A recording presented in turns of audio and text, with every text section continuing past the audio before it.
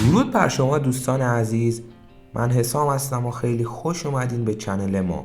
امروز قراره با 3 تا از خفن ترین پروژه های دزدی جهان آشنا بشیم. پس قبلش ویدیو رو لایک کن و چنلمو سابسکرایب کن که حمایت بزرگیه واسم و خیلی دمتون گرمه. بدون معطلی بزن بریم سراغ ادامه ویدیو.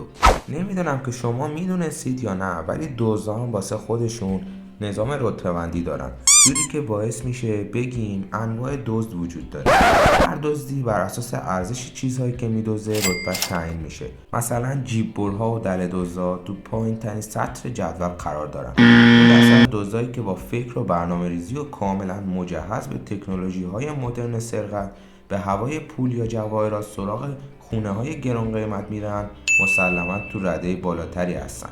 و اما بالاتر از این هم که میرسیم به گروه خاص که واقعا لایق بالاترین رتبه هستن، چون دست کم تو انتخاب سوژه سرقت به شدت متمایز عمل کردن.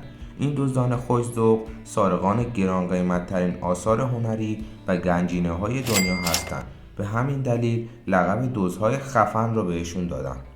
اولین پروژه لیست ما سرقت 100 میلیون دلاری از مرکز تجارت الماس آنتورپه. این سرقت به عنوان یکی از مدرن‌ترین و بزرگترین سرقت‌های باور نکردنی در سال 2003 تو بلژیک انجام شد. مهمترین وجه تمایز این سرقت با دزدی‌های دیگه اینه که این سرقت خیلی شبیه فیلم‌های خوشرنگ و لعاب هالیوودی اجرا شده. مغز متفکر این سرقت یعنی لئوناردو نوتورباتولو این سرقت رو اونقدر حرفه‌ای برنامه‌ریزی کرد که از این سرقت به عنوان سرقت باور نکردنی یاد میشه، چون قبل از انجام این سرقت تصور میشد امنیت مرکز الماس به شدت بالاه و سرقت از اون غیر ممکنه. لئوناردو از سال 2000 برای سرقت از این مرکز برنامه‌ریزی کرد. او به عنوان یک طلاساز و جواهرساز یکی از بزرگترین ساختمان‌های اداری مرکز الماس را اداره کرد و به مرور تمام جزئیات امنیتی رو به خاطر سپرد و با جمع کردن یک تیم حرفه‌ای تونست این سرقت رو انجام بده. اگرچه این تیم حرفه‌ای در شب 16 فوریه سال 2003 تونستن به سیستم امنیتی مرکز تجارت الماس نفوذ کنند و الماس هایی که به ارزش 100 تا 400 میلیون دلار رو به راحتی بدزدن، ولی بی‌دقتی یکی از اعضا تو از بین نبردن مدارک و رسیدها باعث شد تا پلیس به کمک یه رسید خرید ساندویچ 4 تا از سارقا رو دستگیر کنه. اما نفر پنجم این سرقت و الماس‌های دزدیده شده هیچ وقت پیدا نشدن. پروژه خفن دوم لیست ما مربوط میشه به سرقت تابلو کبوتر و نخود سبز که اثر پیکاسو بوده. این اثر که پابلو پیکاسو در سال 1911 کشیده یکی از 5 تابلویی بوده که در سال 2010 از موزه هنرهای مدرن پاریس ربوده شد. مجموع این 5 تابلو بالغ بر 123 میلیون دلار ارزش داشت که بین اونها تابلو پیکاسو ارزشمندترینشون بود.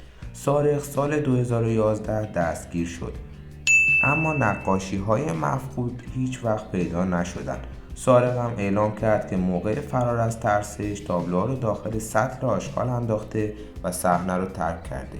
خب و اما رسیدیم سراغ آخرین مورد سرقت خفن لیستمون که سرقت 6 میلیون دلاری از لوفت‌هانزا بوده.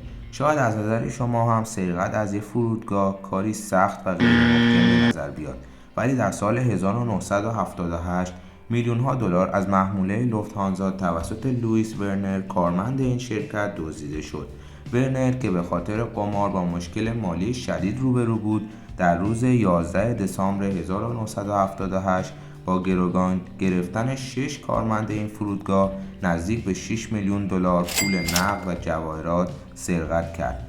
البته این سرقت به دلیل اشتباه راننده که در سرقت مورد استفاده شده بود توسط پلیس کشف شد، ولی تا همین امروز هیچ کس از سرنوشت جواهرات و مقدار زیادی از پولها خبر نداره. خب دوستان، اینم از این ویدیو. امیدوارم که خوشتون اومده باشه و خیلی ممنون که تا آخر ویدیو با من همراه بودید.